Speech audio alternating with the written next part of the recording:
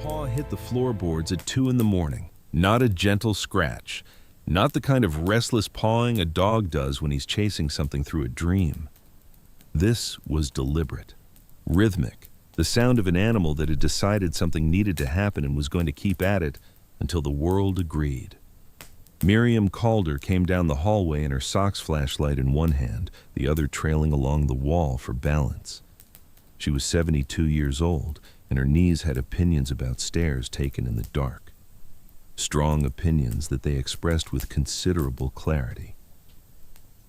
But Chester's whine had cut through whatever thin sleep she'd managed to find, and when Chester made that sound, you got up.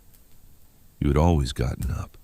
She found him at the far end of the corridor, body pressed flat to the warped floorboards, nose jammed into the gap between two planks, front paws working in short, furious strokes.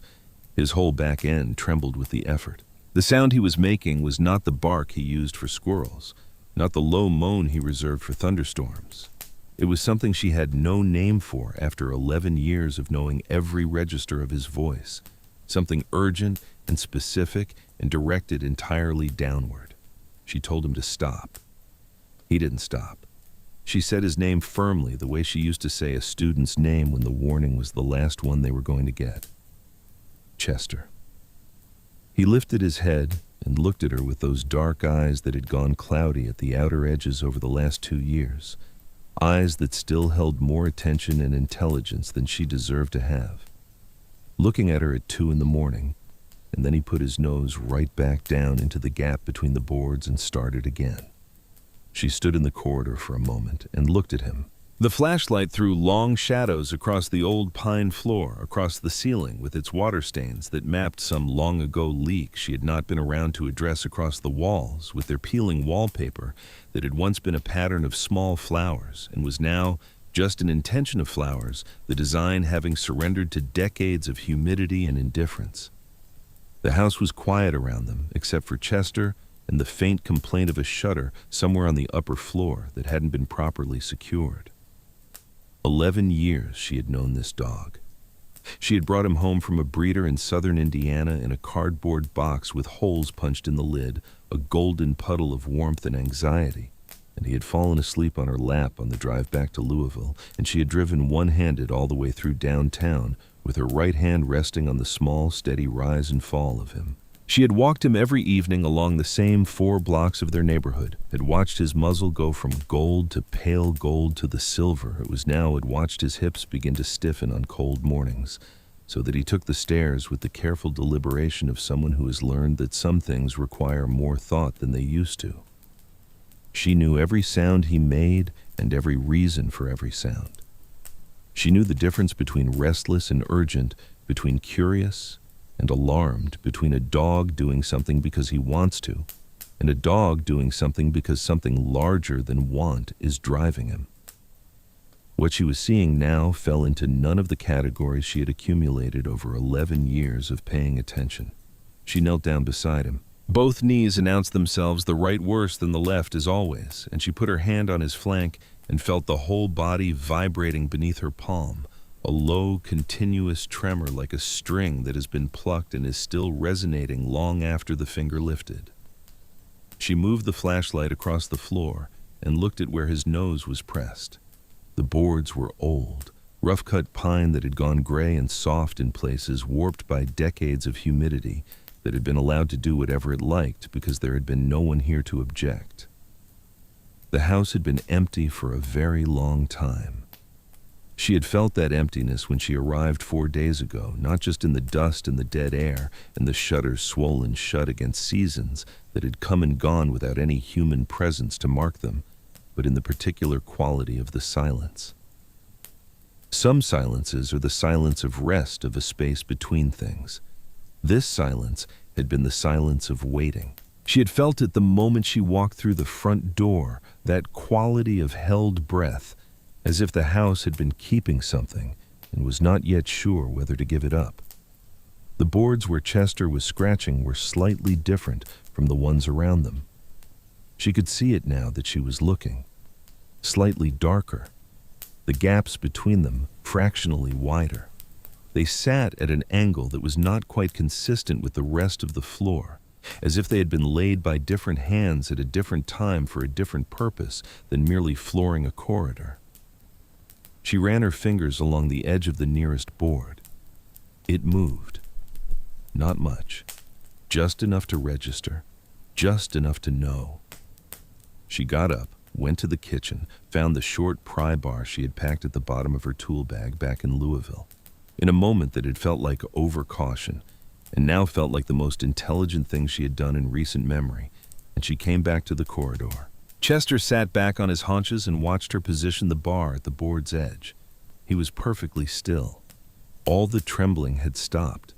He had the quality of an animal that has been working toward something for a long time and has finally watched it begin to happen and is now prepared to be patient. She applied pressure.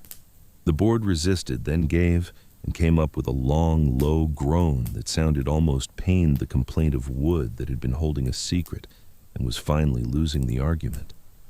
She expected packed dirt beneath it, gravel maybe, or old insulation, or the ordinary hidden anatomy of a house that had stood for decades without anyone asking too many questions about its structure. What she found was a second layer of flooring, plywood, newer than the pine boards above it, though still old enough that the surface had darkened to the color of old tobacco, and the grain had opened slightly with years of slow moisture working at it from beneath. Someone had built a false floor here, not a mistake, not a repair, not some previous owner's rough carpentry accident. This was a deliberate construction, 2 layers, one installed over the other, the top one worn and original and designed to look like every other board in the corridor. The bottom one put in later by hands that had a reason for what lay beneath it, to stay exactly where it was and to stay there permanently if necessary. The plywood was nailed down, but the nails had rusted and the wood around them had softened with years of moisture coming up from below. She worked a kitchen knife under the edge of the plywood and levered it upward gently at first, then with more force as it began to separate from the joists. Cold air hit her face the moment the edge lifted, not the stale, flat cold of a sealed space that has been sitting without ventilation for decades. Moving air. Air that had somewhere to come from, which meant there was somewhere below this floor that was connected to something larger. She shone the flashlight into the gap and saw stone steps. 8 of them, cut from the same dark limestone as the house's foundation, worn smooth in the center, by years of use, descending into a room she had not known existed until 11 minutes ago, when an 11-year-old Labrador with arthritic hips had refused to let her sleep. She stayed where she was for a moment. At the top of those steps, flashlight pointed down into the dark below, and she thought about what it meant that someone had built a floor above this entrance. You don't build a floor above a staircase because you're done with the room at the bottom of the stairs. You build a floor above a staircase because you need what's at the bottom of the stairs to be impossible to find by anyone who doesn't already know it's there. Chester pressed gently against her leg. She went down. One careful step at a time, flashlight leading the way, one hand on the rough stone wall beside her for balance. Chester came behind her, one paw at a time, navigating the descent with the particular dignity of a dog who has decided that whatever is happening, he is going to participate in it fully and with composure regardless of his hips. The room at the bottom was not large, perhaps 10 feet wide, 12 feet long. The walls were plastered and painted white, though the paint had aged to the yellow of old ivory, deepening to something close to tan along the lower 2 feet, where moisture had been making its slow argument for years. A long water stain ran down the far corner from ceiling to floor like a dark river on a pale map. The air was cool and carried a smell she recognized from old libraries and the basements of houses that had been lived in for a very long time. Cedar, old paper, something mineral and deep. The smell of a space that has been sealed away from ordinary time. Against the far wall stood a steel cabinet with 2 narrow doors and a small bar lock that had rusted into the open position. In the center of the room, a wooden desk, pine by the look of it, square and simple, its surface worn smooth by decades of someone's elbows and hands, and the friction of work done consistently and for a long time. A straight-backed wooden chair behind the desk, the kind you found in old schoolrooms. A kerosene lamp on the desk's right corner. its glass chimney fogged with old soot, its reservoir a quarter full of fuel that had gone past any usefulness but had not yet evaporated entirely. And on the desk, arranged in a single careful row, as if placed there by someone who understood the value of order and intended it to be found intact, were 7 glass jars, the canning kind, wide-mouthed with the thick glass and slightly irregular quality of jars made before such things were standardized. Each one sealed with a square of cloth held down by a rubber band gone stiff and brown with age, each one containing paper, documents rolled and tied with red thread, some of them browned at the edges and brittle, some still pale enough that handwriting was visible through the glass in the beam of the flashlight, the letters showing clearly through the curve of the glass, as if the room had been waiting for exactly this kind of illumination. Mira sat down in the chair. It complained under her weight, but held. Chester lay down at her feet, his chin resting on her shoe, his breathing slow and even, the breathing of an animal that has accomplished what it set out to accomplish and is now prepared to rest. She opened the first jar. Inside she found 6 letters, handwritten on lined notebook paper in a firm, right-leaning script that had the quality of someone who had been taught penmanship seriously and had practiced it enough that it had become an expression of character rather than just a skill. She unrolled the first letter and held it close to the flashlight. At the top of the page, a date, November 14th, 1974. Below the date, a single line of introduction. If you are reading this, I'm already gone.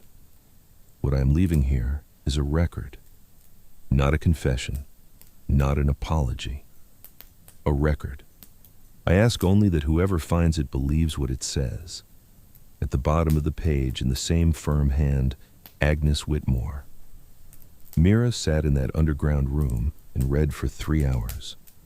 She went through all 7 jars, opening each one in order, unrolling the letters with care, smoothing them on the desk surface before she read them. More than 40 documents in total.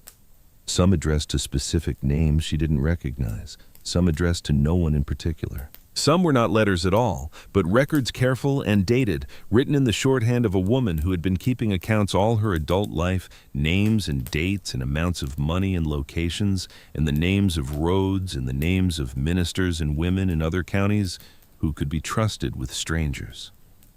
Descriptions of women, where they came from, what had been done to them, written in language that was plain and exact and did not look away from what it was describing. When she finished reading the last document and placed it back in the 7th jar, she sat without moving for a long time. The flashlight batteries had begun to fade. Chester was snoring softly, his weight warm and solid against her foot. Somewhere above them, through the plywood and the pine boards and the dark corridor, something in the house settled with a sound like a slow exhalation. She had to sit with what the letter said before she could move. Agnes Whitmore was not a stranger. She was Mira's grandmother's younger sister, a woman who had been deliberately and completely removed from the family story, not through carelessness or the ordinary forgetting that happens as generations pass, but through the specific, considered decision of people who had decided she should not exist in the version of the family history that got handed down. Mira's grandmother, Cecilia, had married a man from Louisville in 1953 and left Harlan's Creek in the hills of eastern Kentucky behind her. And somewhere in the process of building that new life, the sister she had left behind had been edited out. Not mentioned at Christmas. Not spoken of at funerals. Not included in the photographs that circulated among family members over the decades. Simply and thoroughly gone, as if the space she had occupied had been papered over so completely that after a generation or two, there was nothing left to show a gap had ever existed. Agnes had stayed in Harlan's Creek. She had never married. She had run the house that had belonged to their parents, managed the small parcel of farmland that came with it, lived in the way that women who stay behind in the places other people leave tend to live quietly, independently, on terms entirely their own. And she had done something else, something that no one in the family and no one in the village would speak about, not because it was shameful, but because silence had been the only effective protection available to it. From the early 1960s through the spring of 1983, Agnes Whitmore took women in. There was no sign on the front door, no registration with any government body, no church backing, no organization with a letterhead and a mailing address and a board of directors and a mission statement. Just a woman in a house at the end of a dirt road in the hills of eastern Kentucky who had decided that when someone arrived needing a place to be invisible for a while, they would have one. She took in women who had been thrown out of their homes when their husbands died, left with nothing by in-laws who wanted the land and the house and the livestock, and had no use for the widow who came with them. She took in women who had been beaten badly enough that they could not walk without difficulty, and whose injuries could not be explained to any local doctor without creating consequences that would fall back on the injured rather than the one who had caused the injury. She took in women whose husbands had died under circumstances that the county sheriff had found it convenient not to examine too carefully, whose families-in-law had arrived within days to strip the property of anything of value, leaving the women with the clothes they were wearing and the particular humiliation of destitution made visible. She took in women who had survived fire. She housed them. She fed them. She kept them out of sight for however long it took, weeks, sometimes months when necessary. And in most cases, she helped them disappear into new lives, new towns, sometimes new states carrying new names and new documents arranged through a network that Agnes had built through years of careful, patient relationship building with ministers and with women in distant counties who could be trusted to receive a stranger without asking more questions than were necessary. The women she sent out into those new lives went far enough that the men who had hurt them would exhaust themselves looking and eventually stop. The letters documented all of it. 28 women over more than 2 decades, each one named. Each one described in Agnes's careful, unsentimental handwriting where they came from, what had been done to them, where they went, who had helped move them, which household had taken them in at the other end of the journey. A complete and scrupulous record of a system that had operated in total secrecy for 20 years. Mira's hands had been shaking by the time she reached the last jar. Not from cold, though the room was cool. Not from fear, though there was a quality to reading those documents in the small hours of a morning that was not entirely comfortable. From something older and heavier than fear. The particular weight of discovering that someone existed, someone connected to you by blood and name, someone who had done something extraordinary and difficult and completely without recognition or reward, and that the world had spent 40 years pretending she hadn't. She placed the letters back jar by jar, careful with the brittle rubber bands, careful with the cloth squares. She climbed back up the 8 stone steps. She stood in the corridor for a moment with her hand against the wall and breathed the ordinary house air of the ground floor and let the weight of what she had just read settle through her. Then she went to the kitchen and lit the small propane stove she'd brought from Louisville and made tea. She took it out to the section of the front porch that still held weight, the left side where the posts had not yet rotted through at the base, and she sat in the folding camp chair she'd set up 3 days ago when she arrived. Chester climbed the porch steps with his deliberate care and lay down beside her, his warm flank against her leg, his chin on his paws. The hollow was dark and very quiet around them. Insects in the overgrown yard, a steady collective sound that was not silence, but was the natural world's version of it. Somewhere below the property, maybe a quarter mile down the slope, a creek was finding its way through the rocks, and she could hear it without being able to see it. The sky above the ridge was full of stars. The dense, sharp-edged stars that only appear in full when you are 40 or 50 miles from the nearest concentration of electric light. The kind of stars that make you understand why people used to think the sky was trying to say something. She had not come here expecting any of this. 3 weeks earlier, a letter had arrived at her apartment in Louisville, a legal notice on official Kentucky state letterhead from the county property records office in Harlan County. It had been addressed correctly, first and last name, apartment number, and everything, and it had informed her that she was the legal heir to a residential property located on Copperhead Ridge Road in Harlan's Creek. Harlan County registered under the name Agnes Whitmore. She had never heard that name, not once in her 72 years. Not from her grandmother Cecilia, who had died when Mira was in her 40s, and with whom she had spent a fair amount of time in the last decade of Cecilia's life. Not at any family gathering she could recall, not at any funeral, not in any of the ordinary family history conversations that happened over Thanksgiving tables, and at Christmas, and at the graduations and weddings of cousins, and the memorial services that became more frequent as the generations above you thinned out. Agnes Whitmore did not exist in any version of the Calder family history that had been transmitted to Miriam. She called the number printed on the letter and spoke to a records clerk who confirmed the details in the flat, slightly impatient tone of someone confirming information they have confirmed many times before and find unremarkable. The property had been in legal limbo for decades. No taxes paid since the mid-1980s, at which point the county had stepped in to administer the land until any valid claim could be established. No claims had ever been filed, no challenges, no disputes, no response of any kind to the notices the county had sent out over the years to the addresses they had been able to locate. A recent digitization drive for old district land records had flagged the parcel, and through a chain of succession document she had never seen and certainly never signed, matched her name to the property through her grandmother Cecilia's line. She had almost thrown the letter away. She had held it over the recycling bin in her kitchen, actually held it there with her hand extended, and then, for some reason she had not yet been able to articulate even to herself, she had put it on the kitchen counter instead and left it there. Her husband Gerald had died 2 years before. A sudden cardiac event on a Thursday morning in February in this same kitchen, still holding the glass of orange juice he had been carrying to the table. He had been there, and then he hadn't, and the absence of him had rearranged every room of the apartment into something she did not entirely recognize, the way a familiar landscape looks wrong after a single large landmark has been removed.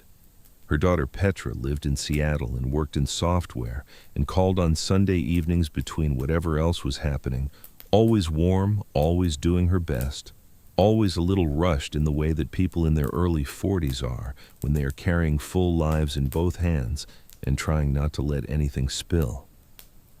The apartment was 2 bedrooms and a silence that had been growing louder for 24 months. Chester was 11 years old.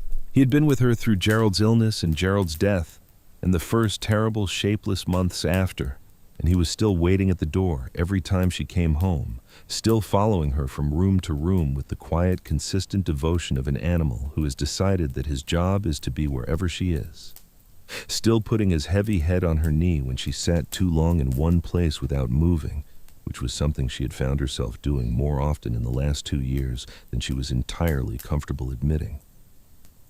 He was the only creature in her daily life who needed her for anything immediate and concrete, and she was aware of what that said about the shape her days had taken.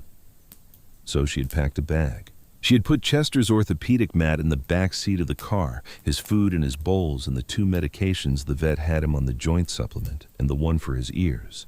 And she had driven east on I-64 and then south and then east again on roads that got smaller and rougher the further she went, until the county highway became a village road, and the village road became a dirt track that narrowed between trees pressing in from both sides, until she started to wonder whether the road was simply going to end and leave her sitting in the middle of a hillside with no way to turn around. Then the house appeared through the trees. 2 stories, stone foundation wood frame, a front porch that sagged on the right end where the support posts had rotted through at their bases, windows shuttered with wooden panels that had swollen in old wet seasons and sealed themselves shut. The yard had been a yard once, perhaps quite a good yard with someone's care behind it, and was now something that occupied the territory between meadow and thicket, knee-high with goldenrod and blackberry cane, and the kind of slow, patient woody growth that moves into a space within a few years of human hands withdrawing from it, and builds itself into something that looks after enough time almost intentional.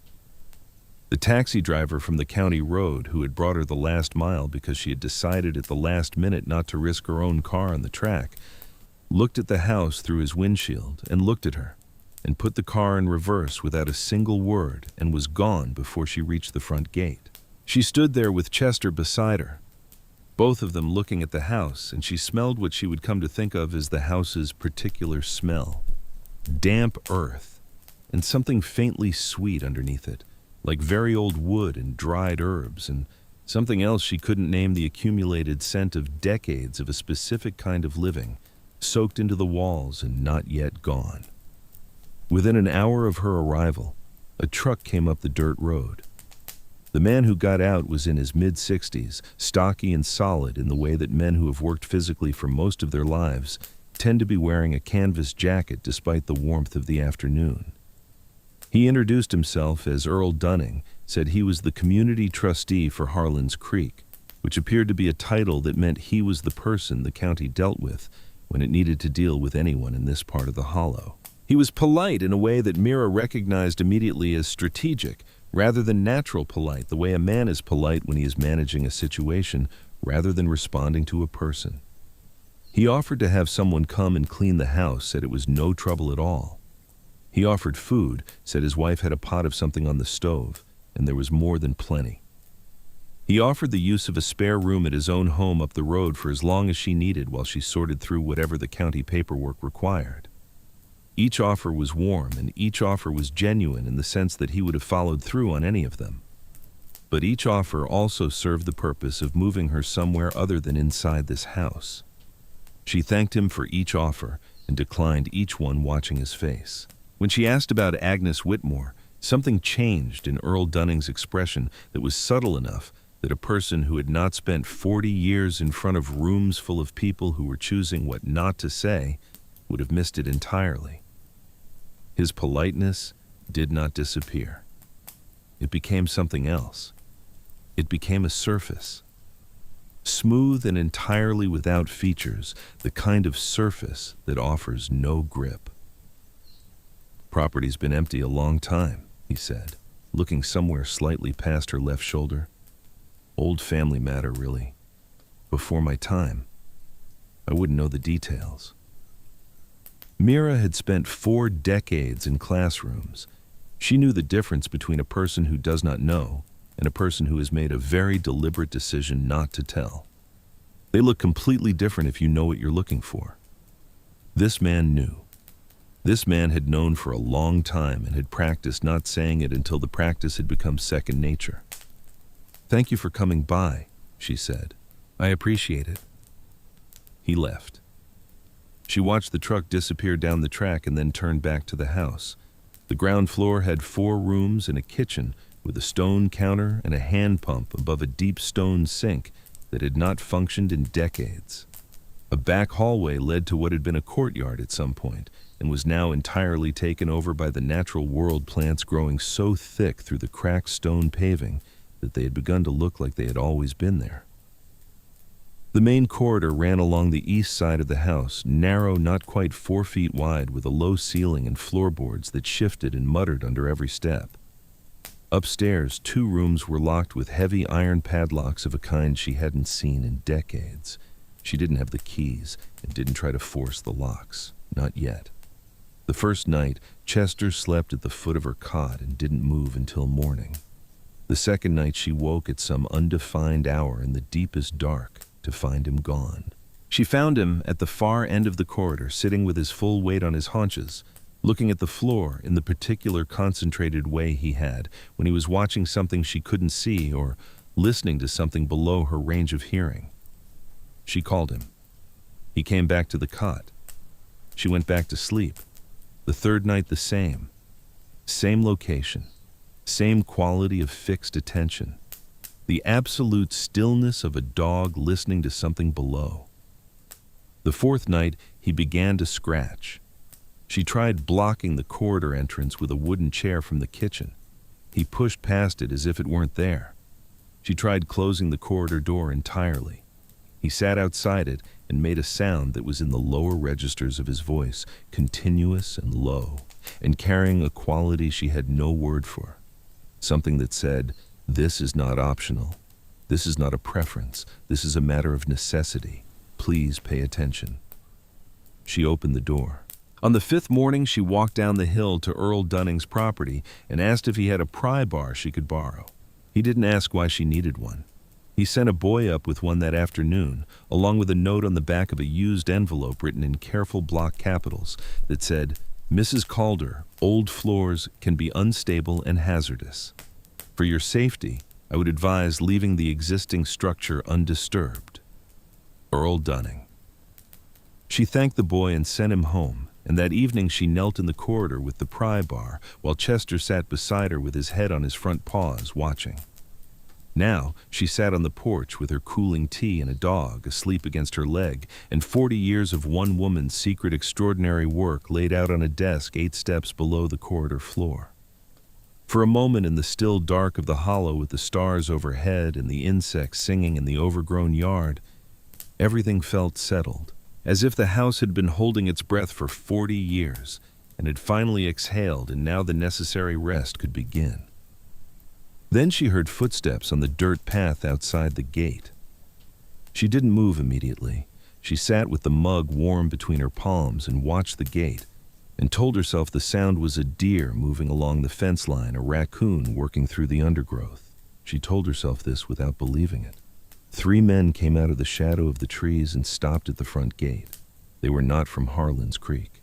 She knew this in the first few seconds with the certainty that comes from 40 years of reading rooms full of people and knowing immediately which ones did not belong to the context you were operating in. The 2 younger men, early 30s, were wearing dark shirts and jeans and standing with a particular kind of physical ease that was not relaxed but performed relaxation as a deliberate choice, the ease of men accustomed to the effect their presence had on other people. The third was older, perhaps, 55, heavy across the shoulders and neck, wearing a white dress shirt so clean and so freshly pressed that it was visibly wrong for a dirt road at midnight, silver chain at his open collar catching the weak light. He opened the gate and walked up the path with the unhurried pace of a man who has decided he is the most important person in any room he enters. Chester was on his feet before the man reached the porch steps. Not barking, standing with his weight shifted forward, watching with the complete unblinking attention he reserved for things that required serious consideration. The man stopped at the base of the porch steps and looked up at her. "You'd be Mrs. Calder." "I would." "My name is Reston Briggs. I represent certain interests with respect to this property." He delivered the sentence with the flatness of a formulation that has been used many times before. "The inheritance notice you received was issued in error. The property is under active legal dispute. You have no valid claim here, and I think you'd be better served knowing that sooner rather than later." Mira set her mug on the porch railing. "It's past midnight," she said. "What you're describing is a legal matter. Legal matters are addressed in offices during business hours." Reston Briggs smiled, not a warm smile, the kind of smile designed to make the person receiving it feel they have misunderstood the nature of the situation in a way that is slightly embarrassing for them. "I understand that. I apologize for the hour. I wanted to reach you before you invested too much time in a property you have no legal standing on." He paused, and she felt the deliberate weight of what came next before he said it. "Courts move slowly, Mrs. Calder. Disputes over rural property can drag on for years, sometimes a decade or more. You don't want to spend the time you have left going back and forth to the Harlan County Courthouse. The time you have left." He had placed that there on purpose. She was 72 years old, and she was alone at midnight in a house at the end of a dirt road, and he wanted her to feel both of those things simultaneously, to feel them as a kind of arithmetic that made the conclusion obvious. Chester was making a sound now, not the whine from the corridor, not his bark, something lower and more fundamental, a sustained vibration in the lower chest that filled the porch, the way a subsonic tone fills a space, something you felt in the floor beneath your feet more than heard through the air. Myra stood up. She was 5'3". She had been 5'3" for the last 50 years and gave no indication of changing. She stood up from the camp chair and looked at Reston Briggs at the bottom of her porch steps. and felt something shift and clarify inside her, the particular internal clarity that comes when you stop being uncertain and become certain when the thing you were trying to decide simply decides itself. "Thank you for stopping by," she said. "I'll be here in the morning if you'd like to discuss anything in daylight." Reston Briggs looked at her. He looked at Chester. He looked back at her. Something moved behind his eyes that she could not entirely read. Then he turned and walked back down the path. The two younger men followed without a word. The gate swung shut. Their footsteps faded into the tree shadow, and then the hollow was quiet again. Mira stood on the porch until she was certain they were gone. Then she went inside and locked the front door, and every ground floor window checking each latch twice. She moved the heavy wooden trunk from the bedroom and pushed it against the corridor entrance. Then she went back down the 8 stone steps. She sat at Agnes Whitmore's desk with Chester settled at her feet, and she read the letters again. All of them from the beginning. More slowly this time, and with different attention, because now she was not only reading for the story of what Agnes had done, she was reading for the names, for the specific particular documented details that connected the contents of these jars to real people and real places and real consequences that had not yet been addressed. Agnes had not been a sentimental record keeper. She had been a precise one. She named names. She named them clearly and specifically in a way that was clearly deliberate, done with the understanding that the value of a record is entirely in its specificity. A vague record is a rumor. A precise record is evidence. One name appeared 7 times across different letters, different years, different women, different specific disasters. Calvin Greer. A local man described in Agnes's careful prose as a landowner with farmland along the valley floor, and a relationship with the county sheriff's office and the county tax office that had over the years dissolved the ordinary boundary between personal friendship and institutional influence to the point where it was impossible to say from the outside which was which. Calvin Greer had, by Agnes's account, directly or indirectly caused the loss of their homes and their land by at least 4 women in the area through a combination of legal pressure applied through friendly officials, informal threats delivered through intermediaries, and in one case something Agnes described without using the word arson, but describing the circumstances of a fire in enough detail that the word was not necessary. In a letter dated 1979, Agnes had written about an encounter with Calvin Greer at a Sunday church gathering in the Hollow. He had told her in front of 3 people whose names she recorded that if she did not cease interfering in matters that were not her concern, she would find that Harlan's Creek had ways of making problems disappear without much notice. Agnes had told him that she maintained a complete record of every matter he was claiming was not her concern, and that the record was located somewhere he would never find it, and that in the event that anything happened to her personally or to any person under her care, that record would reach the state attorney general's office before he had time to appreciate the result. A standoff, she wrote. 2 people holding things the other wanted destroyed. The final mention of Calvin Greer in the documents was in a letter from 1982.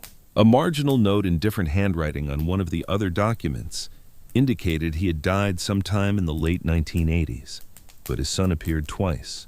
Doyle Greer. The first mention was brief, a single observed detail in a document from 1980. Agnes had described a meeting with Calvin in which he had brought his son along, a young man of perhaps 19 who had stood at his father's elbow with the particular quality of attention of someone absorbing how something is done. Agnes noted it without commentary. Just the observation, neutral and specific, the kind of observation you make when you are in the habit of noticing things that might matter later. The second mention was a full paragraph in a letter from August of 1981. Agnes described Doyle Greer arriving at her front door alone one Tuesday afternoon, knocking in the way a neighbor calls on a neighbor, entirely ordinary. When she answered, he had stood on the porch and looked at her and said very quietly that she should understand that his father's patience was limited, and that there were other approaches to a problem besides waiting for an elderly woman to reconsider her stubbornness. Agnes had looked at him and seen something. She wrote about it carefully. He was not like his father, she observed. Calvin Greer was a man who wanted things and acquired them through the slow, calculated application of pressure, through the patient manipulation of systems and relationships, through the deliberate use of power that looks like something other than power. Doyle was different. Doyle had the quality of a young man who had not yet developed tolerance for the slow approach and had not yet accumulated enough history to understand what impatience costs. A specific kind of danger, Agnes wrote. The kind that has not yet learned to be afraid of its own capacity for damage. 7 months after that Tuesday afternoon visit, a house in Morgan County burned. Mira read that sequence 3 times in the low light of the room, sitting at Agnes's desk. She was going to need to open the steel cabinet. She hadn't touched it on her first pass through the room. She had been too absorbed by the letters, by the accumulating weight of what Agnes had built here, and she had catalogued the cabinet as something to return to. She crossed the room now and pulled the handle. The metal was cold and stiff, and the door opened with the particular low groan of hinges that had been stationary for a very long time. 2 shelves. The upper one held a stack of manila envelopes. She took the first one down and opened it. Inside were land documents. Deeds County tax records, property transfer certificates, signed and notarized, each one bearing the name of a woman she had already met in the letters transferring a parcel of land from Agnes Whitmore to that woman's name permanently and without conditions. She went through them all. 12 separate parcels across Harlan and 2 neighboring counties. Land that Agnes had purchased or inherited or been given by families who trusted her with it and had quietly, legally transferred to give each woman what she described in one of the letters as the only thing that truly matters when the world is arranged against you. Not sympathy, not prayers, not good intentions expressed in a card. Land. Something real beneath your feet that belongs to you in writing and cannot be taken back by a man with better lawyers and longer reach. Behind the land documents, pushed to the very back of the lower shelf where it would require deliberate searching to find, was a single envelope, thicker than the others, sealed with red wax that had gone brown and brittle at the edges with age. Mira broke the seal. Inside was a single sheet of paper, handwritten, barely a full page, dated April 3rd, 1982. The signature at the bottom read, Doyle Greer. In the cramped, forward-leaning script of a young man writing under duress, Doyle Greer admitted to setting fire to a frame house in Morgan County, Kentucky, on the night of September 14th, 1981. The fire was set after midnight. The occupants were sleeping. It killed a woman named Darlene Foss and her 2 children, a daughter named Patrice, age 6, a son named Samuel, age 4. At the bottom of the page below Doyle's signature, 2 more signatures appeared in different handwriting, identified as witnesses.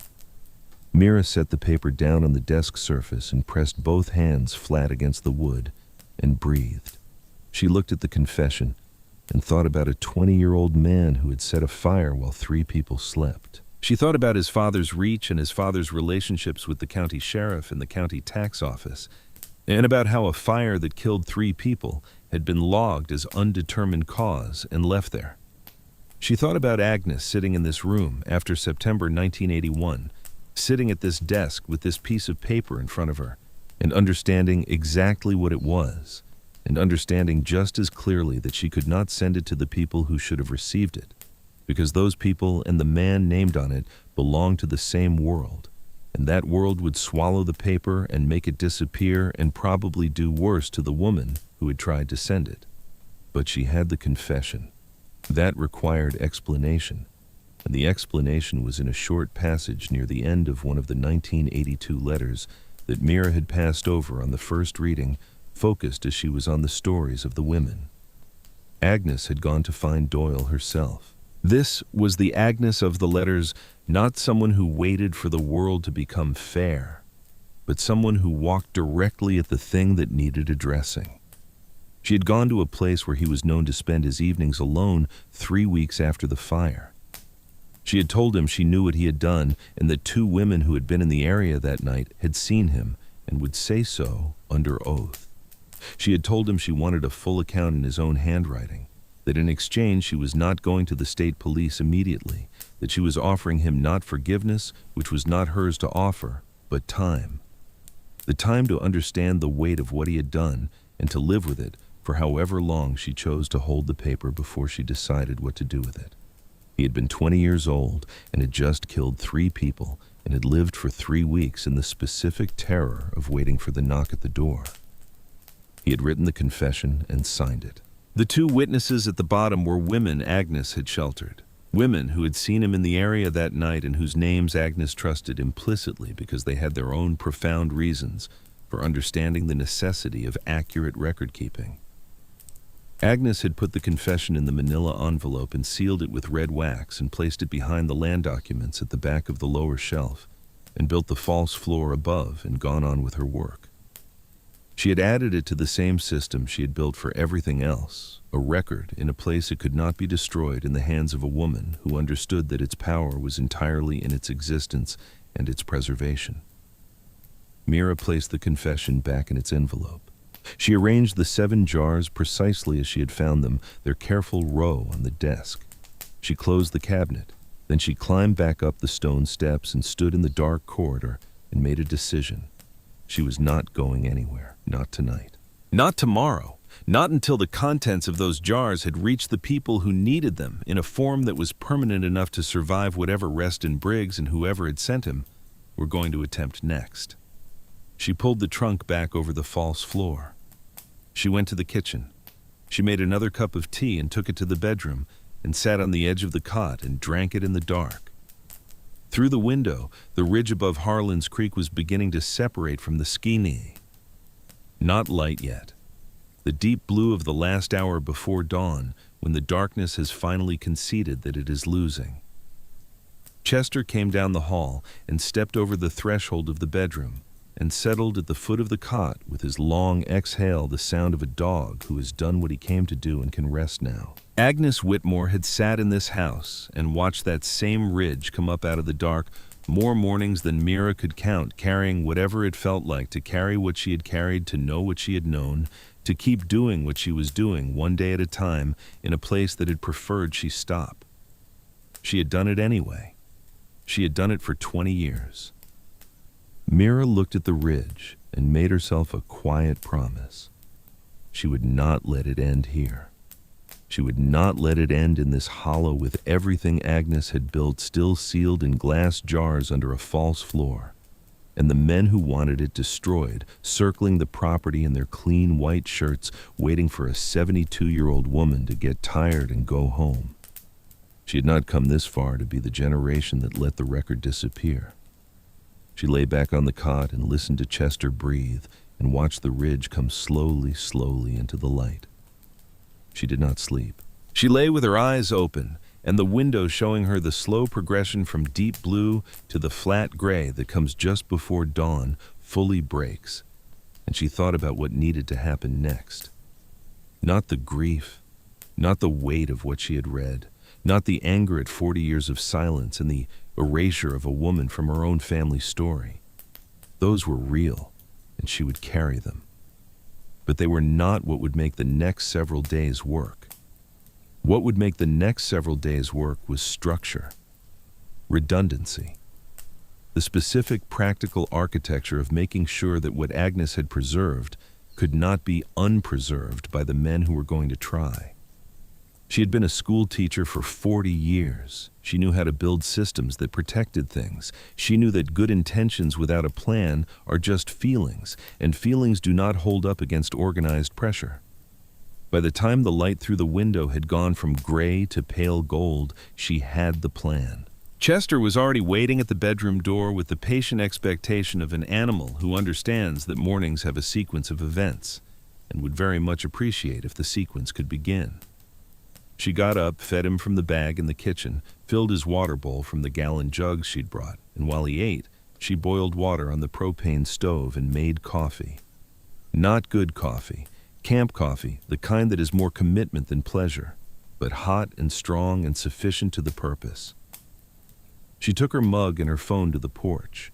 The hollow in early morning was a different place than it had been at midnight, mist in the low spots along the tree line, the goldenrod in the overgrown yard holding the early light in a way that made the neglect look almost like a considered aesthetic decision. Crows on the ridge. The creek below the property line, audible but not visible, finding its way through the rocks with the sounds of water that has been doing this particular task for a very long time. The air was cool and had the clean mineral smell of a Kentucky mountain morning, the smell of a place that has not yet been asked to accommodate very much of anything. She looked at her phone. Partial signal. Enough. She had photographed everything in the room the night before during her first reading. She had moved the flashlight and the small camping lantern she'd pulled from her bag methodically across each document, crouching over them, pressing the shutter with the care of someone who understood that these images were not art but evidence and needed to be legible above all else. More than 90 photographs, some slightly tilted, some with shadows cutting across the margins, all of them capturing every word clearly. She opened her email and composed 3 messages. The first went to Petra in Seattle. She wrote it the way she had always written lesson plans, in order with enough context that someone coming to it without prior knowledge could follow exactly what had happened and why it mattered. She attached all 92 photographs. The second message she composed carefully. She had not come with the name of a journalist, had not planned to contact anyone in the press, had no prior connection to any media outlet in Kentucky. But the night before, sitting in the room, going through the last jar, she had come across a loose piece of paper, folded into one of the envelopes that contained the land documents. It was not a letter and not a record, but a page torn from a newspaper, old enough that the paper had gone the brown of autumn leaves. It was not from Agnes's era. The typeface and the layout were clearly from a later period sometime in the 1990s, and it was an article about a land rights dispute in Bell County. At the bottom of the article, the reporter's name and an email address. It was this page that had caught her attention. But the page was not from one of the jars. This was important. When Mira came back upstairs and looked at the documents again in the morning light, she found the torn newspaper page tucked under the corner of the desk blotter, not sealed in wax, not tied with red thread, not part of Agnes's preserved record. Someone had left it there more recently, or it had come in with the wind through some gap in the shutters, or Agnes herself had left it there in the days before she left, and it had simply not been disturbed in 40 years. Whatever its origin, it gave Mira a name. She looked the name up on her phone. A reporter named Carol Stedman, currently working for a Lexington paper that covered land rights and rural Kentucky policy. She found a recent article, then another, then a third.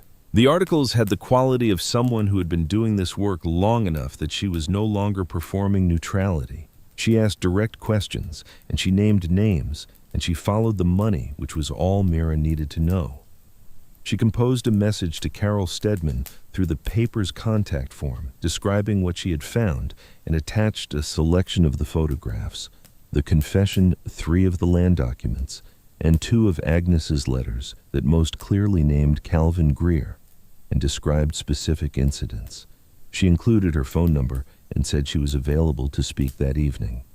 The third message went to the Harlan County Administrative Office through the general contact address on the county website marked for the attention of the county attorney's office. She wrote that she was the legal heir to a property on Copperhead Ridge Road and that she had found documents in that property that appeared to be relevant to an unsolved arson and homicide from 1981 in Morgan County, and that she was formally requesting this information be placed on record. She attached photographs of the confession, the land documents, and the 3 Agnes letters she had also sent to Carol Stedman. She pressed send on all 3 before the signal flickered and steadied. Then she went back down the 8 stone steps with her coffee and sat at Agnes's desk and read the letters a 3rd time. This reading was different from the first 2. The first time she had read for the full shape of what Agnes had built following the chronology, with the absorbed attention of someone discovering something they did not know existed. The second time, she had read for names for the specific connective tissue between the documents and the real world. This time she read for Doyle Greer, specifically tracing every mention of him, assembling from Agnes's careful observations the portrait of a man she had now inherited as a problem. A 20-year-old in 1981, now 63, 30 years of running a construction supply business in Harlan, and before that, presumably, whatever a young man does in the years between signing a confession for murder and establishing himself as a legitimate businessman. The years in which the confession sits in a sealed envelope at the back of a cabinet below a false floor in a house that has been locked and empty for decades. The years in which the fear presumably fades slowly at first and then faster as the seasons pass and no knock comes and no letter arrives. And the silence stretches from months to years to a decade and more until the fear becomes something more manageable, something you carry in a back room of yourself that you no longer go into very often. The years in which a man convinces himself that the dangerous past has become safe, past that the thing that could destroy him has lost its teeth through the simple passage of time. She thought about what it meant that Reston Briggs had appeared at her gate last night. It meant that someone had known or suspected that Agnes had left records in this house, had known about it long enough and specifically enough to send a representative the same night a strange woman arrived with an old dog and a legal notice. The knowledge had been sitting somewhere incomplete and therefore manageable. They had known Agnes kept records. They had not known the records included a signed confession to the murder of 3 people. If they had known about the confession, they would not have sent a single man to the front gate with a rehearsed speech about legal disputes and inheritance errors. They would have come with something much more conclusive. This mattered. This was the gap she could work in. She climbed back upstairs. The morning was fully established now, the mist gone from the tree line, the hollow direct and warm under the September sun. Chester was asleep on the porch in the exact spot where the sun fell on the board stretched full length on his side, with his feet pressed against the railing, which was a sleeping position she had always found extremely specific to him, as if he had identified the precise angle at which all his muscles could release their held tension simultaneously. She looked at her phone. 2 bars. A message from Petra. Mom, I need you to listen carefully to me. I want you to pack your bag right now and get into the car and drive back to Louisville. What you've described is not safe. These are not people you can manage on your own. Mira appreciated that her daughter had not told her she was being irrational. That was real respect, and she recognized it as such. She typed back, I need 2 more days. If I leave now, the originals disappear, and everything Agnes preserved disappears with them. I can't let that happen. The reply came in under a minute. Then I'm coming. Flight to Lexington tonight. I'll rent a car and be there by noon tomorrow. Don't open the door for anyone. Mira typed, drive carefully. The last mile of road is very rough. She put the phone in her pocket and went inside. She spent the rest of that morning doing something less dramatic than reading confessions, but more important in practical terms. She sat at the kitchen table with a small notepad and went through every document in the room one more time, creating a numbered index. Every letter, every deed, every document from every jar with the date, the subject, and the key names mentioned. 4 handwritten pages both sides. She photographed the index pages and added them to the email thread she had already sent Petra. And she wrote out a second complete copy of the index by hand and sealed it in a Ziploc bag from her kitchen supplies. She now had the originals in the room, the photographs in 3 separate places, and a written index in 2 forms. That was the redundancy. That was the structure. The documents could not now be made to not exist by any action taken against a single point in the system. She made crackers and peanut butter for lunch and ate it on the porch and shared a cracker with Chester and watched the tree line and thought about Agnes, who had sat on this same porch looking at this same tree line with her own version of this problem, which had been considerably more dangerous and considerably more solitary than Mira's. Around mid-afternoon, Earl Dunning's truck came slowly up the dirt road. He didn't come to the door this time. He parked at the gate and walked up the path with the particular gait of a man who has decided something before he left the house and is not going to undecide it on the way. He looked different from his first visit. The managed politeness was gone. What remained was something older and more tired and more real. He sat down on the porch steps without being invited and looked out at the overgrown yard with his hands folded between his knees. Chester watched him from across the porch, but didn't move. "I knew Agnes Whitmore," Earl said. He wasn't looking at Mira. He was looking at the yard, at the goldenrod and the blackberry cane, and the place where someone's garden had been before the garden became something else. "Not well. I was just a boy, 8 or 9 years old the first time I remember her. She used to keep a dish of hard candy by the door, the red and white striped kind. When I came by on errands for my mother, she'd let me take one. I can still tell you exactly what they tasted like." Mira waited. 40 years of teaching had given her a thorough education in the value of silence, correctly applied.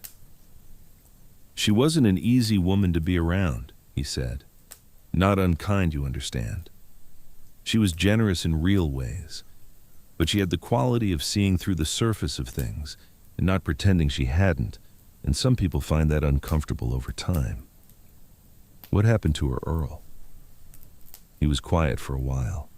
The creek below the property, a hawk moving across the ridge without working its wings, riding whatever was rising off the warm hillside.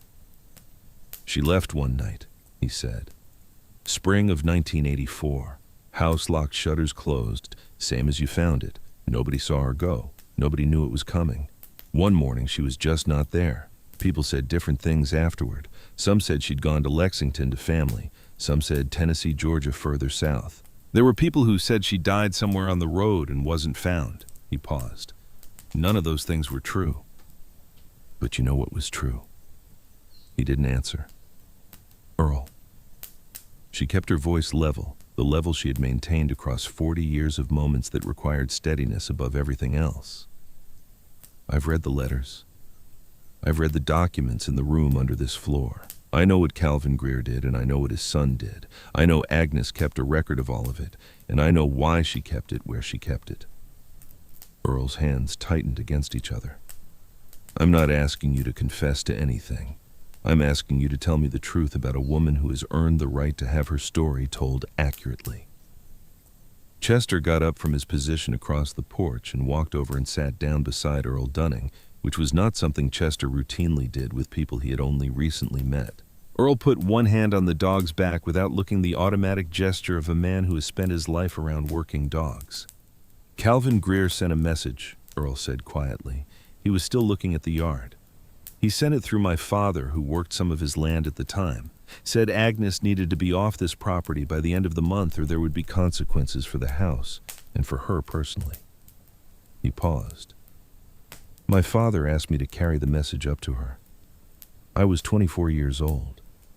I thought I was doing a favor for my father. I thought it was talk.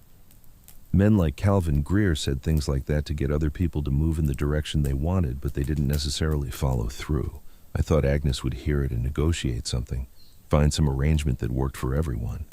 But she didn't negotiate. She opened the door, and I told her what I'd been asked to tell her. She looked at me for a long time without speaking. I kept thinking she was going to send a message back, say something I could carry to my father. She just thanked me for coming and closed the door. Very quietly. Like she'd already decided something by the time I finished talking." He stopped. His hand on Chester's back moved in a slow, unconscious rhythm. "She was gone 2 nights later. Someone in the valley saw lights in the upstairs windows that last night like she was burning something. Then, nothing. The county sealed the property the following year." "The property taxes," Mira said. "Someone has been paying them for 40 years. I checked before I came here. Consistent payments, no gaps." Earl said nothing. "You've been paying them," she said. Not a question. She knew what it was before he confirmed it. He kept looking at the yard. "Somebody had to. For 40 years. I made a choice when I was 24 years old." His voice was quiet and entirely without self-pity, and she respected him more for that than for anything else he might have said. "You can't unmake a choice like that. You can only decide what you do next for as long as you have to do it." He paused. "I figured if I kept the taxes current, nobody could claim it for delinquency. Nobody could build on it or knock it down. The house stayed standing. Whatever she'd left in it stayed where it was. Another pause. I didn't know about the room. I suspected there were records somewhere inside that she hadn't taken with her that she'd left deliberately, but I didn't know the specifics. They sat together on the porch for a while, not talking. The creek. The birds doing what birds do at mid-afternoon in the hills of eastern Kentucky. The sound of Chester breathing beside Earl's leg. "Earl," she said, "I need a straight answer to a direct question." He looked at her finally for the first time since he had sat down. "Doyle Greer," she said. "Is he still in the county?" Something moved across Earl's expression that answered the question before his words did. "Harlan. Runs a construction supply business. Been there 30 years. And the men who came to my gate last night, the one named Reston Briggs, is that coming from Doyle Greer?" Earl was quiet for a moment. Then, in the careful voice of a man choosing his words the way a person chooses footing on uncertain ground. "Doyle Greer has been trying to put together a development project in this corridor for 4 years.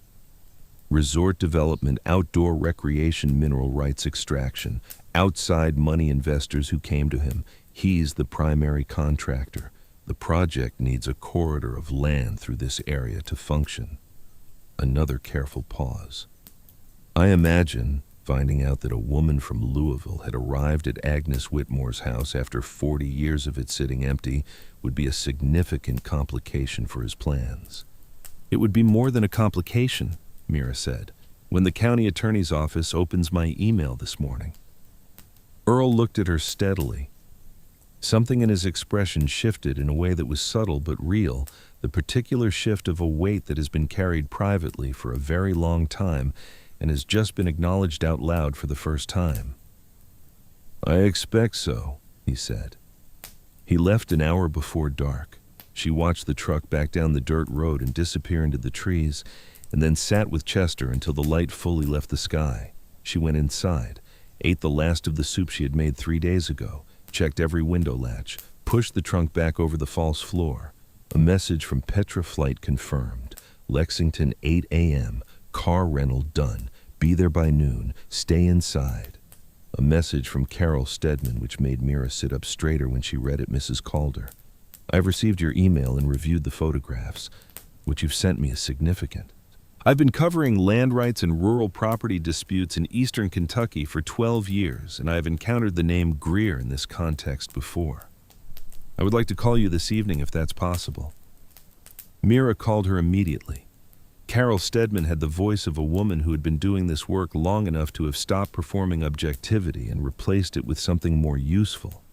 The ability to take in a large volume of information quickly without reacting in ways that made the person talking feel like they were being processed rather than heard. She asked brief, specific questions. She confirmed the confession date, the Morgan County location, the name Darlene Foss. She confirmed the descriptions of injuries in the surrounding letters. She was quiet in the way that journalists are quiet when they are writing and also thinking. At the end of the call, she said, "What you have, if the physical documents match the photographs, is not a cold case. It is an active homicide with surviving primary evidence that was never submitted to investigators. That is a different legal category entirely." She paused. "Keep the originals where they are. Do not send them anywhere. And if anyone comes to that property tonight, call the county sheriff and stay on the line. You need the paper trail regardless of what that office may or may not do with it."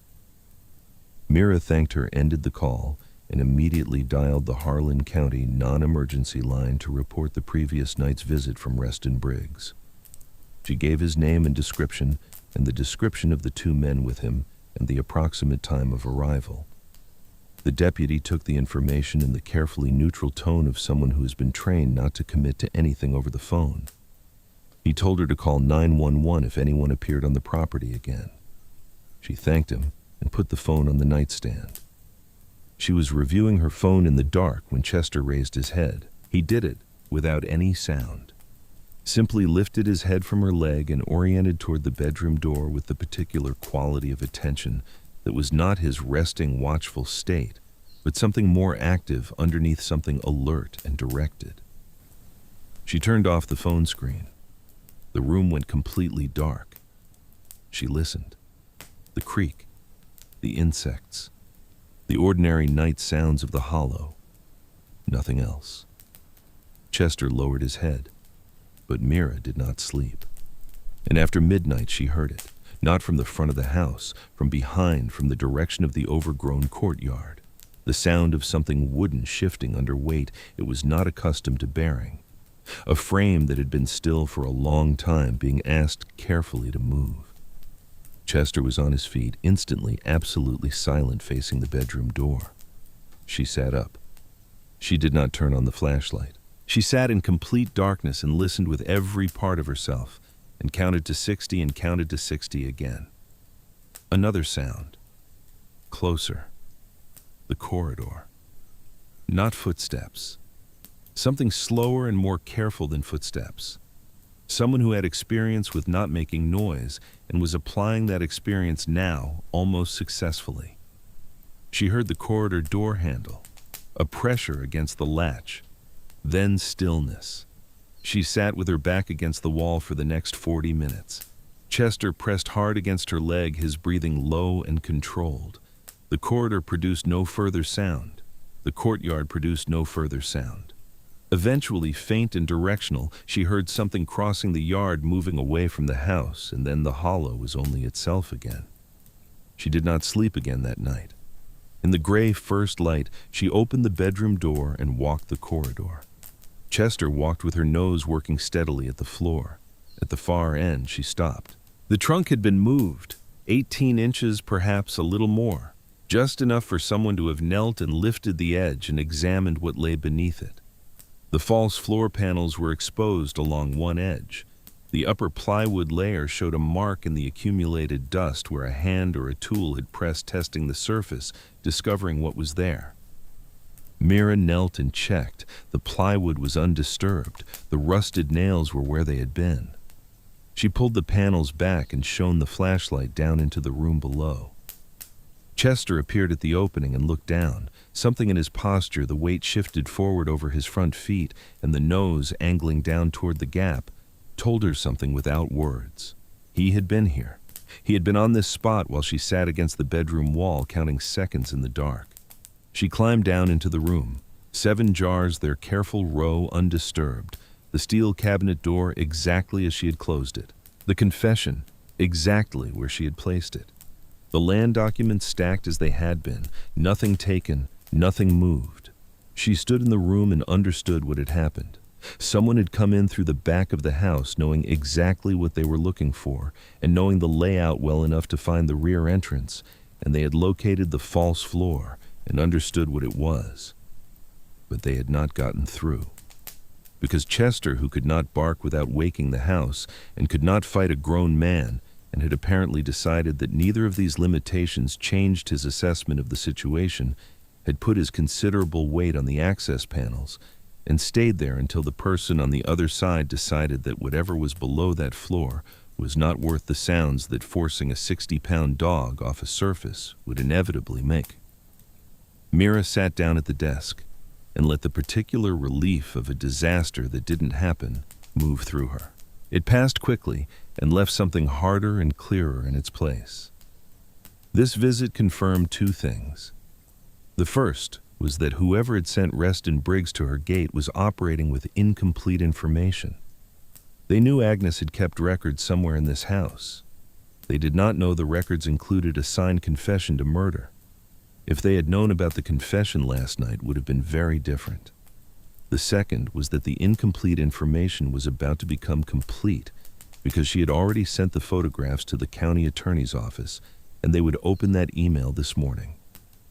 She climbed back up, repositioned the trunk with additional furniture braced against it, and went to make coffee. The morning was clear and cool.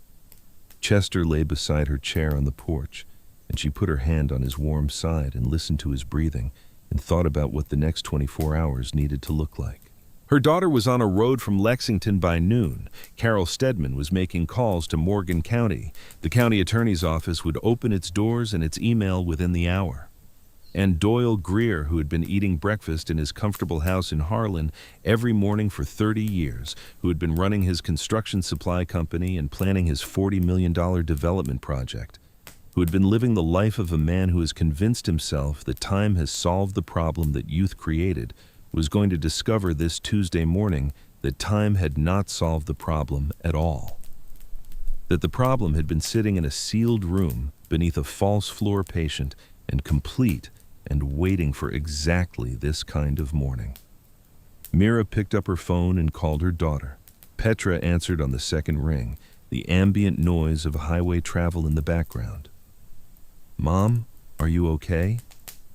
"I'm fine," Mira said. "Someone came in through the back of the house last night." Silence controlled and short. "Are you hurt?" "No." Chester kept them away from the room. They found the entrance but couldn't get through. She paused. "I need you to bring someone when you come." "A lawyer, I know. I already have one. I called a firm in Lexington last night after your message. She handles land rights and property law in rural Kentucky, and she knows this part of the state." Petra's voice had a quality Mira had been noticing for the past several years, a particular kind of focused, unsentimental competence that reminded her powerfully of the handwriting she had been reading for 3 days in an underground room in Harlan County. "Her name is Helen Stratford. She'll meet us at the house." Mira was quiet for a moment, watching a crow move along the top rail of the front gate. "Your father would have loved this," she said. Petra made a sound that was not quite a laugh. "He would have had opinions about everything." "He would have had opinions about the floors," Mira agreed.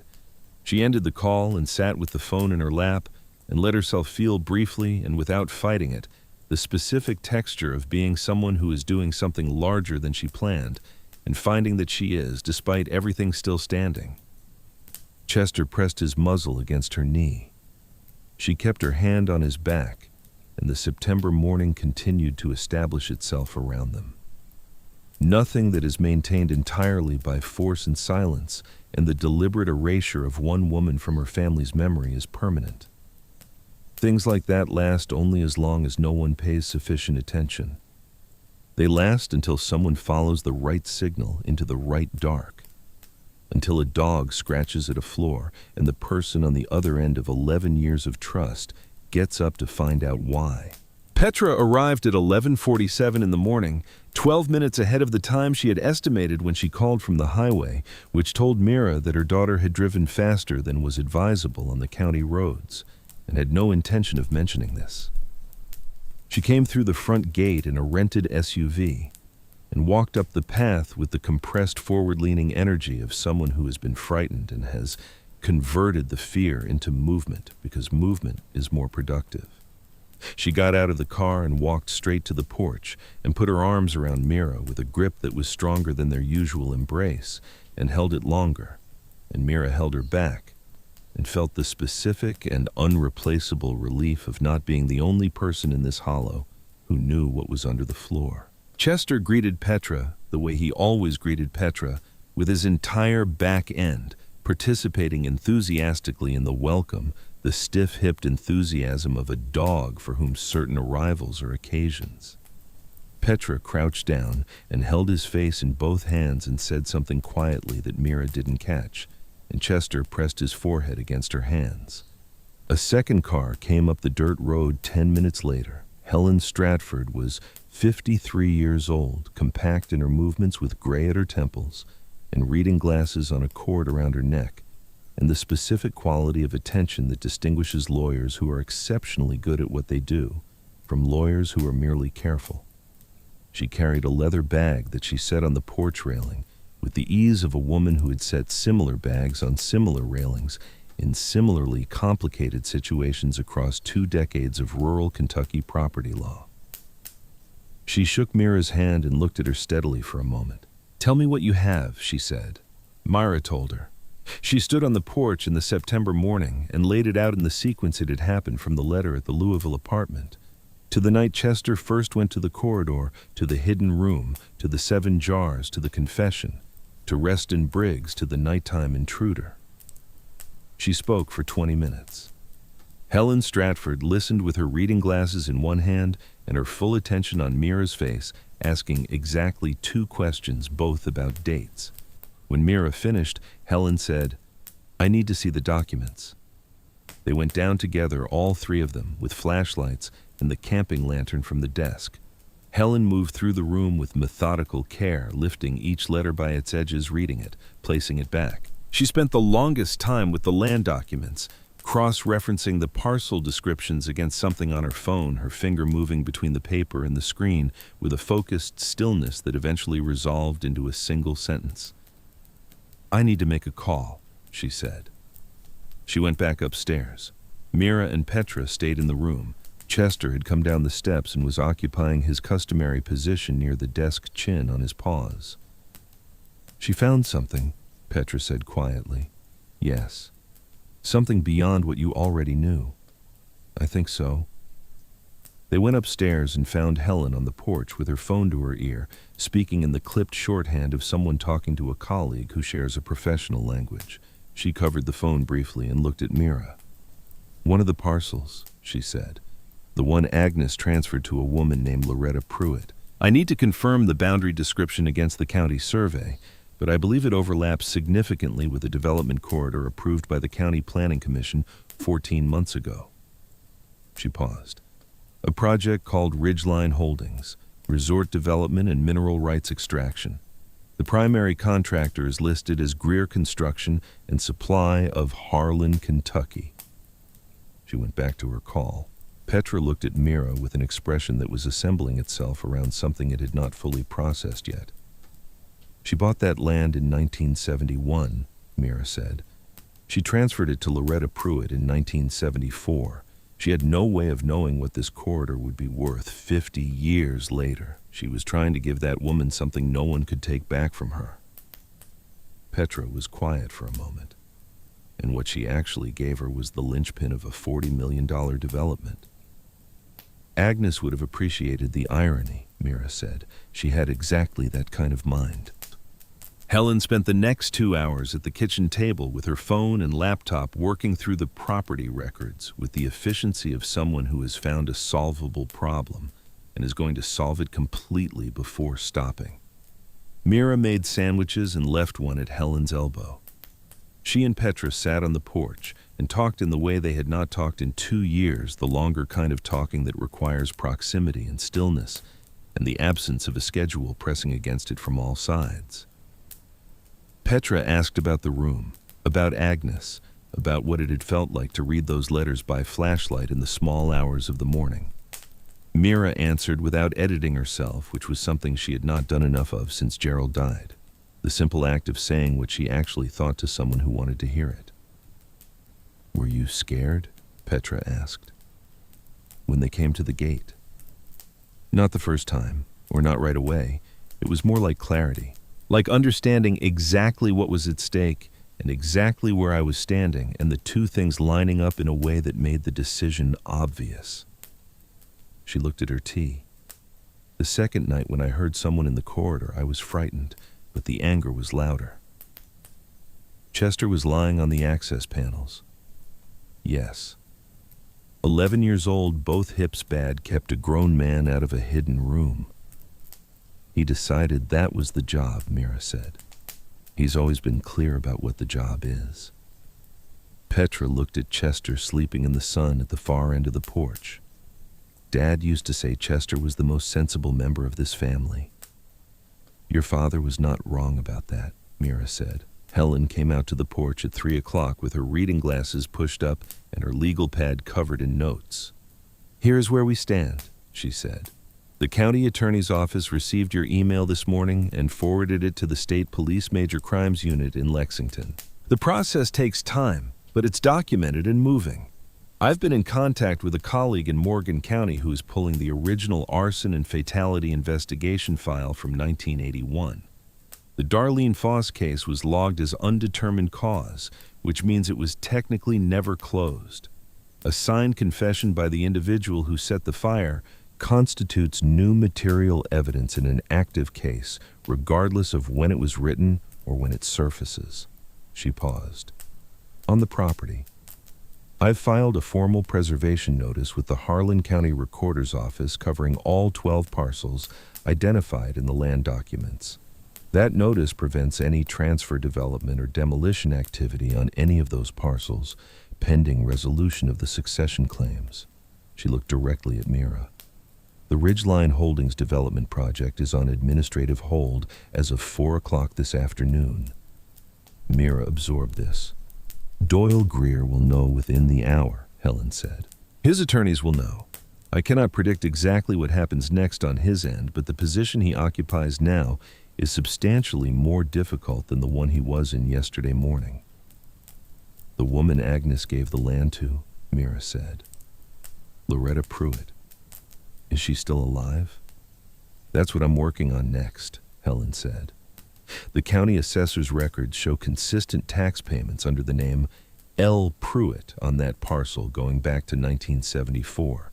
That's an encouraging sign. She found Loretta Pruitt that evening through a chain of calls that went from the assessor's office to a property management contact to a neighbor in the town of Bledsoe who answered the phone on the 7th ring and said yes, Loretta was home who was calling. Helen handed the phone to Mira. The voice on the other end was a Kentucky voice carrying the particular cadences of the eastern hills, careful and measured in the way of someone for whom caution has been a reasonable approach to strangers for a long time. Mira told her who she was. She told her about Agnes in the room and the documents, speaking slowly and giving Loretta time to absorb each thing before moving to the next. The silence on the other end lasted a long time. Then Loretta Pruitt said very quietly, I always wondered when someone would come looking for those records. She told me she was keeping them. She told me she kept everything, that what happened to all of us was written down somewhere it couldn't be reached or burned. She kept yours, Mira said. I read it. I know what happened to you. Another long silence. She gave me that land, Loretta said. I was 17 years old with nothing. My husband's family had taken everything after he died, and when I went to the county office, they were friendly to that family and not to me. Agnes hid me for 3 months. Then she drove me to a notary in Harlan and handed me a deed with my name printed on it and said, this is yours now, and no one can take it from you in writing. Her voice was steady, but the steadiness was doing work. I've farmed it for 50 years, raised my children on it. My grandchildren play on it every weekend. Loretta, Mira said, we'd like to come see you. There are things you need to know about what's happening, and there are things only you can tell us. Come tomorrow morning, Loretta Pruitt said. I'll have coffee ready. They drove to Bledsoe the next morning, Mira and Petra in the rental car and Helen in her own vehicle north on roads that climbed along the ridge and then descended into a narrower valley where a creek ran alongside the road and the farmland was level enough to work properly. The Pruitt property was a modest frame house with a vegetable garden along the south side and a small barn behind it, and the land around it was tended with the specific care of someone who understands what the land cost and has not allowed herself to forget. Loretta Pruitt met them in the doorway. 71 years old, small, with white hair drawn back and the hands of someone who has worked outside in all season for decades. And when she first looked at Mira, she studied her face for a long moment with an expression of someone looking for something they expected to find there. You look like her, she said. A little. Around the eyes and the set of the jaw. I've been told I look like my grandmother, Mira said. Agnes was her sister. Yes, Loretta said. I can see that. She held the door open. Come inside. They sat at her kitchen table with coffee and biscuits she had made that morning, and over the next 2 hours, Loretta Pruitt told them what she knew and what she remembered, while a deputy from the state police major crimes unit, who had driven from Lexington, sat at the end of the table with a recorder and a notebook. She told them about being 17 and arriving at Agnes's door in the middle of the night with 2 broken fingers, and a story she had decided she would never tell to anyone. She told them about the months Agnes had kept her, the other women who came and went through that house, the quiet, ordinary daily life of a place doing something invisible and important. She told them about the night Agnes had put her in a truck driven by a woman named Bertie from 2 hollows over and driven north to a town she had never been to before, and had set her up in a room above a hardware store and told her she would be all right, and had pressed the name of a man at a notary office into her hand, along with a folded piece of paper that turned out to be a land deed. She spread her hands on the kitchen table. The hands of 50 years of farming. She saved my life, she said. She saved all our lives, and then she was just gone and none of us could find out what had happened to her, and I have thought about her almost every single day since. She looked at Mira across the table. What did happen to her? Mira told her what she knew. The threats. Calvin Greer. The message carried by a 24-year-old man who thought he was doing his father a favor. The night Agnes left. She told it plainly without softening the parts that needed to be said directly to be understood. Loretta listened without interrupting. Outside the kitchen window, her September garden was doing what September gardens do: the tomatoes heavy on the vine, the squash growing in every direction. She told me once, Loretta said finally, that the thing about doing what she did was that it made you a problem for a certain kind of man, and a certain kind of man does not leave problems alone permanently. She said the only real answer was to make sure the truth outlasted everything they could do to stop it. It did, Mira said simply. By 40 years. Loretta looked at her hands for a moment, then she looked up. What happens now? Helen leaned forward. The legal process begins. The state police have opened the arson and homicide case from 1981. The county attorney has the documents. The preservation notice on all 12 parcels is in place. None of this resolves quickly, but it is documented and it will move forward. She held Loretta's gaze steadily. Your deed is valid. Your land is yours. The development project that was attempting to access your property without your knowledge is on administrative hold. That will not change.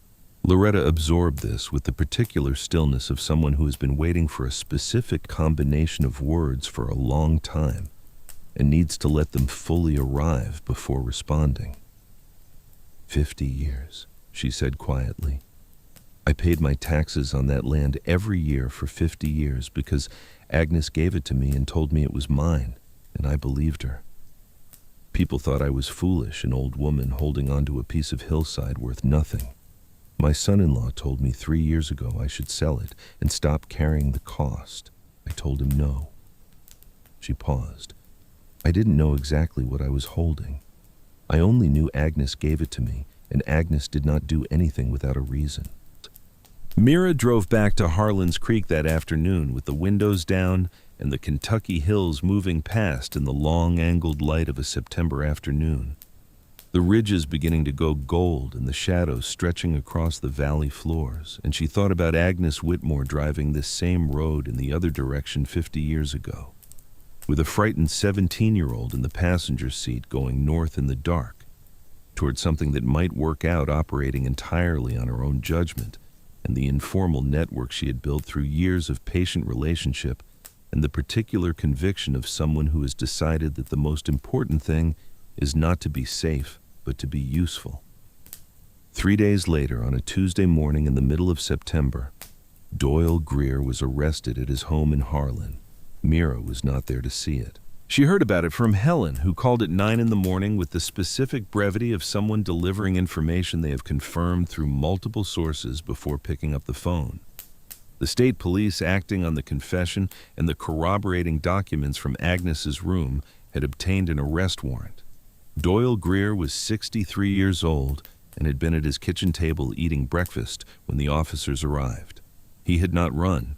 He had not resisted. He had looked at the officers at his door with an expression that people in his neighborhood would describe later, speaking to one another in the way that news passes through a small Kentucky city is less like surprise than like a man who has been waiting for a specific knock at a specific door for a very long time and had simply not known which morning it would finally come. He was charged with arson and 3 counts of murder in the first degree for the deaths of Darlene Foss, Patrice Foss, age 6, and Samuel Foss, age 4, on September 14th, 1981 in Morgan County, Kentucky. Mira was standing in the corridor of Agnes's house when Helen told her this, standing in the spot where Chester had scratched, and she felt something move through her that was not simple satisfaction. Because the thing that had happened was not simple. It was larger than satisfaction, and carried more grief inside it than satisfaction allows. It was closer to the feeling of a breath held so long that releasing it requires more than one exhalation. The feeling of a weight set down after so long that the body needs time to recalibrate to its absence. She stood in the corridor and let herself feel it properly, all of it at once. The grief for Darlene Foss and her children, for the 40 years of distance between what happened and this morning for Agnes, who had built this entire system alone and had been driven out before she could see any part of it bear fruit, for the particular specific sorrow of things that should have been addressed a generation ago and weren't. She went to the porch and sat in the camp chair, and Chester came and put his head in her lap, and she put both hands on him and held on. Earl Dunning came that afternoon. He walked up the path with his hands in his jacket pockets and sat in his usual spot on the porch steps. And Chester went to him in his usual way, and Earl put his hand on Chester's back, and they sat for a while in the comfortable silence of people who have reached an understanding. "I heard about Doyle," he said. "Yes. I want to give a statement to the county attorney." He said it without drama, without the performance of resolution. The resolution was already complete and had been before he got in the truck. About the message I carried, about Calvin Greer and his son, and what I knew about this property and why I kept the taxes current, all of it. He paused. "I should have done it 40 years ago." "I'm not going to tell you otherwise," Mira said. "No," he said. "I didn't expect you would. What I will tell you is that it matters now. Agnes built this record because she believed that the truth documented specifically enough survives the people who want it destroyed. Your statement is part of that record. It goes into it now where it belongs." He sat for a few more minutes looking at the overgrown yard at the goldenrod and the blackberry cane catching the afternoon light. Then he stood up and put his hat back on and said he would call Helen Stratford in the morning. He went down the path and through the gate, and Mira watched him go and thought about a young man of 24 carrying a message he thought was just talk up this same path to the same door, and about the look Agnes had given him before she closed that door, and about 40 years of property taxes paid in silence as the only form of repair a man could find who could not undo what he had helped set in motion. The locksmith came the following morning from the next town, a quiet man in his 60s who seemed to understand without being told that this job required patience over speed. The padlocks on the 2 upstairs rooms were old, the heavy, simple kind made before locks became standardized, and he worked on them with deliberate care and had both open within 40 minutes. The first room held only a rusted metal bed frame, a mattress that had completed its return to its constituent materials, and a small table with a cracked wash basin. When Myra opened the shuttered window, afternoon light came in and moved the dust and showed her the ridge above the hollow and the first color in the tree line, the earliest leaves beginning to turn. The second room held more. A wooden wardrobe with clothes folded inside it from another era smelling of cedar and thyme. A bookshelf with a row of books, some of them texts and some novels, with the broken spines of books that had been read many times over many years. And on a low shelf near the window, a wooden picture frame lying face down in the dust. Mira picked it up. She turned it over. A photograph. Black and white on the thick paper of old photographs made before the process was standardized into something thinner and glossier and less permanent. A woman standing in front of this house. The porch was intact in the photograph, the shutters open, light falling across the courtyard in a way that showed the courtyard properly cared for the stone paving, clear something growing along the south wall that might have been roses.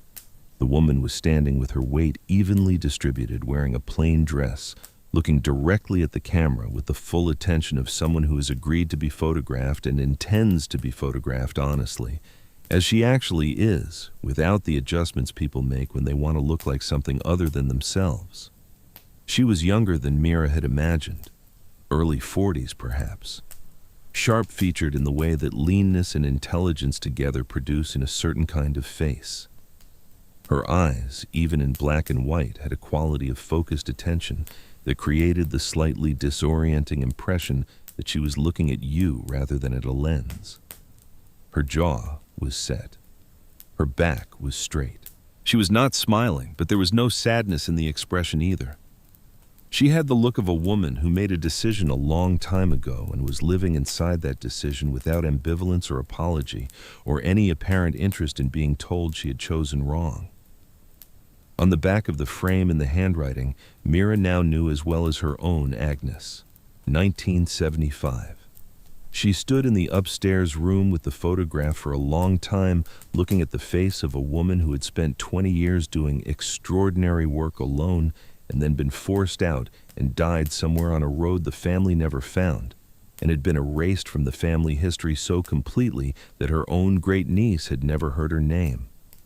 Then she carried the photograph downstairs down the corridor and hung it on the wall above the spot where Chester had scratched using a nail she found in the kitchen drawer and the heel of her shoe as a hammer. It took 3 attempts to get the nail properly set, which was inelegant but sufficient. She stepped back and looked at it. Agnes Whitmore, 1975, standing in front of her own house, looking straight ahead. The work of repair and restoration took the following 2 weeks. A carpenter named Dewey Bassett came from town, a man in his late 50s who had been building and fixing things in Harlan County for the better part of 3 decades, and who examined the collapsed section of the porch with the focused expression of someone who has been presented with a professional problem and is already solving it internally. He said he could have it right in 4 days. He finished in 3. New wood, new posts set in concrete, the work done with the care of someone who takes lasting things seriously. When he was finished, he stepped back and examined what he had built and said it would outlast both of them, which she believed. She hired a woman from the next hollow to help clean the interior, and together they worked room by room over 3 days, opening every window that could be opened, washing every surface, clearing the courtyard of the overgrowth that had turned it from a paved outdoor room into a private forest. The courtyard, once cleared, was better than she had imagined, stone paved, generous in size, with a working well in one corner, and a stone bench along the south wall that caught the afternoon sun from mid-morning on and held warmth into the early evening. When the courtyard was clear and the windows were open and the porch was solid under new wood, Mira stood in the middle of the space and looked at the house around her and felt something she had not felt in this building on her first day standing outside its gate. The house looked like it was expecting people. She had been on the phone with a trust attorney in Lexington 3 times that week. The Agnes Whitmore Foundation. That was the name she had decided on in the second day of reading the letters, and she had not considered any other name since. Its stated purpose was the provision of emergency support, transitional housing assistance, and legal resources for women in rural eastern Kentucky facing displacement or domestic crisis. Its registration was in process. Its address was a house on Copperhead Ridge Road in Harlan's Creek.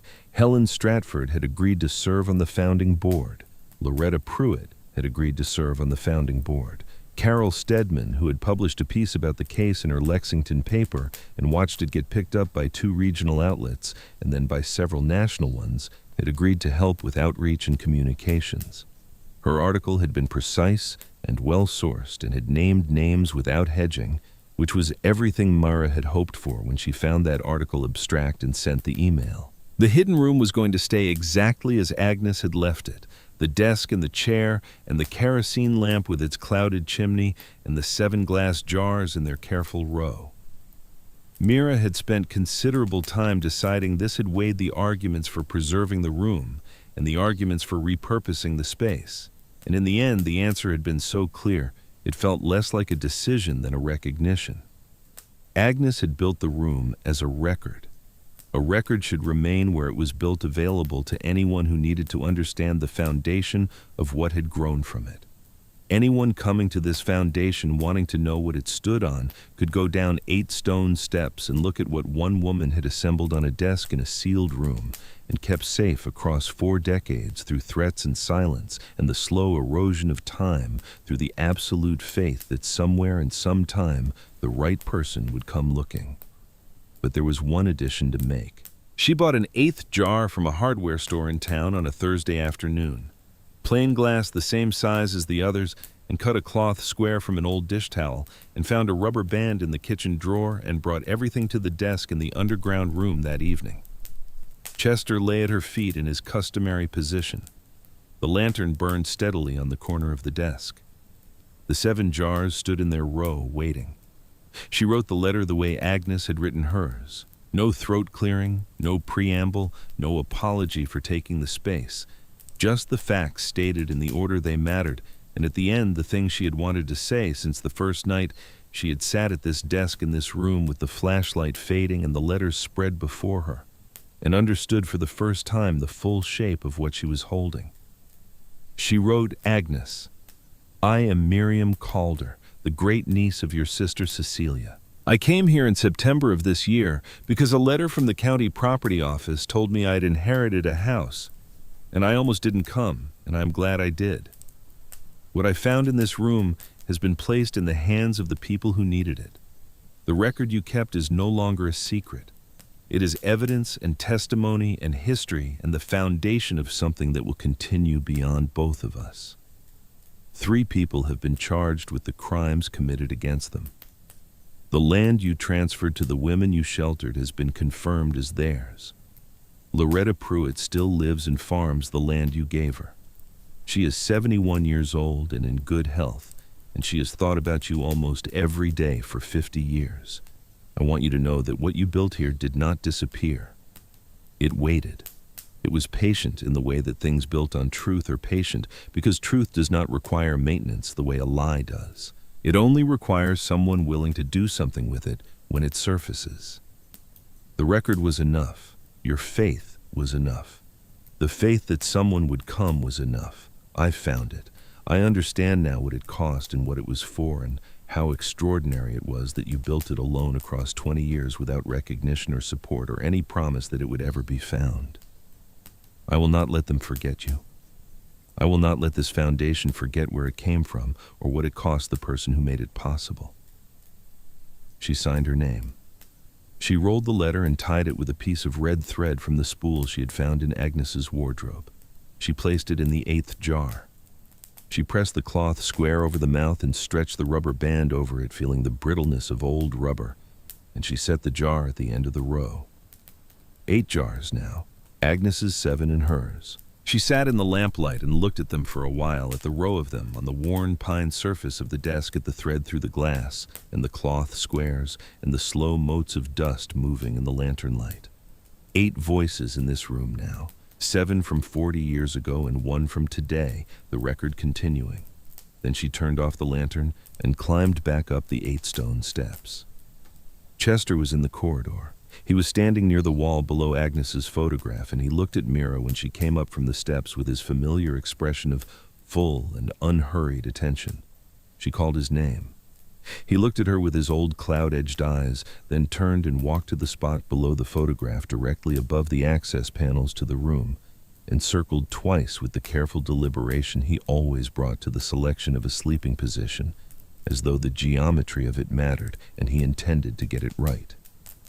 He lay down, not on the access panels, pressing at the edges, nose at the gap, not with the trembling urgency of an animal trying to communicate something below him, just lying down, his flank against the baseboard, his chin on his paws, his eyes drifting closed. Mira stood in the hallway and watched him. For 11 nights from the first night he had walked to this spot and stood staring at the floor with the fixed attention of an animal, listening to something below the range of human hearing. She had watched this corridor be a place of effort and necessity. The scratching at 2 in the morning. The whining that would not stop. The 5 nights of returning again and again to the same spot, pressing his nose into the gap between the boards, refusing to accept that the message was going unheard. The desperation, if you could call it that, of an animal who knows something and cannot say it in any language except persistence. He was not persisting now. He was sleeping. The quality of his breathing was the deep, slow breathing of genuine rest, the particular sound of a creature that has finished what it came to do and has set the work down. She stood in the doorway of the hallway for a long time, looking at him and at the photograph above him. Agnes, in 1975, standing in front of the house with its intact porch and its open shutters looking directly at whatever the camera had been. The straight back, the set jaw, the expression of a woman who has made a choice she is not going to revisit.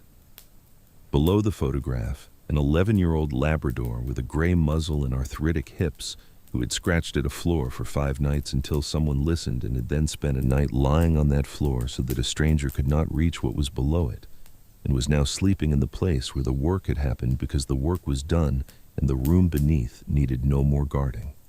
The hollow outside was quiet. The creek ran in the dark below the property. The ridge was visible against the sky darker than the sky, but present, solid, permanent-looking in the way that things are when they have been in the same place for longer than you can easily imagine. Mira turned and went to the bedroom. She sat on the edge of the cot and took off her shoes and set them side by side on the floor with the habit of someone who does this the same way every night, and she lay back on the pillow with her hands resting on her chest and listened to the quality of the house around her.